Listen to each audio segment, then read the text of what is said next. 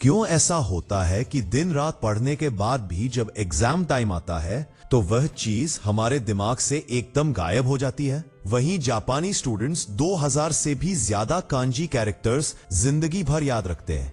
तो क्या वो आपसे ज्यादा स्मार्ट है? जवाब है जी नहीं। एक रिसर्च कहती है कि हमारा दिमाग याद की हुई हर नई चीज को 24 घंटे में ही धीरे धीरे डिलीट करने लगता है। और जापानी स्टूडेंट्स सीखने और याद करने की कुछ ऐसी ट्रिक्स जानते हैं जिनसे उन्हें एक बार में पढ़ी हुई चीजें बहुत लंबे समय तक याद रहती है। और आज वही 5 ट्रिक्स हम आपको बताने वाले हैं जिनसे आप भी जापानीज की तरह अपनी ब्रेन पावर को बूस्ट कर पाएंगे। तो इस वीडियो को लास्ट तक जरूर देखना। अक्सर होता क्या है कि हम एक ही समय पर 2 से 3 काम करने की कोशिश करते हैं और हमें लगता है कि ऐसा करके हम अपना समय बचा लेंगे और ज्यादा काम कर पाएंगे, लेकिन ऐसा नहीं है। मल्टीटास्किंग को आपकी प्रोडक्टिविटी का किलर माना जाता है।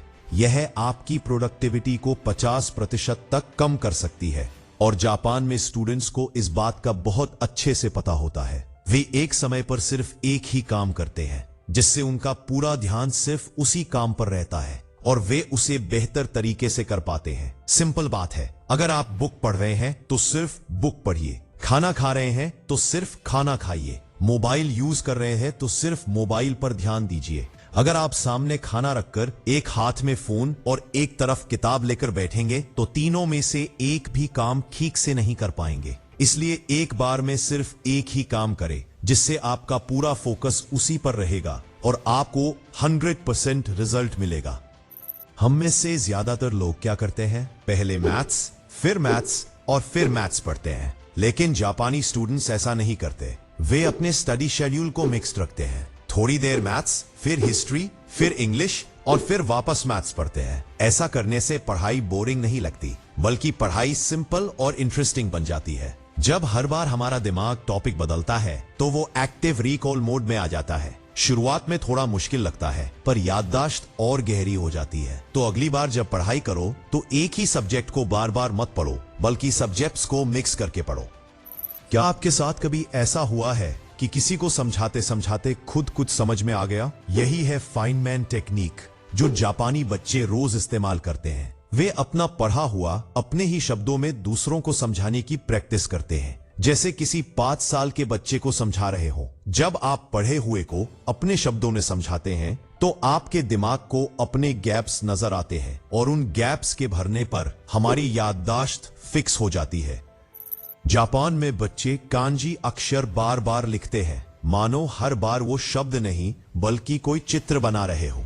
वे स्पेलिंग नहीं रखते, बल्कि हर अक्षर से एक कहानी जोड़ते हैं। हर कांजी का अपना एक चित्र जैसा मतलब होता है। जैसे पेड़ का कांजी बिल्कुल पेड़ की तरह दिखता है, जड़ों और शाखाओं के साथ। तो जब भी आप नोट्स बनाएं तो उनमें छोटे छोटे डूडल, इमोजी या सिंबल्स जोड़ें, क्योंकि हमारा दिमाग तस्वीरों को शब्दों से 60,000 गुना तेजी से समझता है। इसलिए अगर आप चीजें देखेंगे तो आपका दिमाग खुद ब खुद याद रखेगा।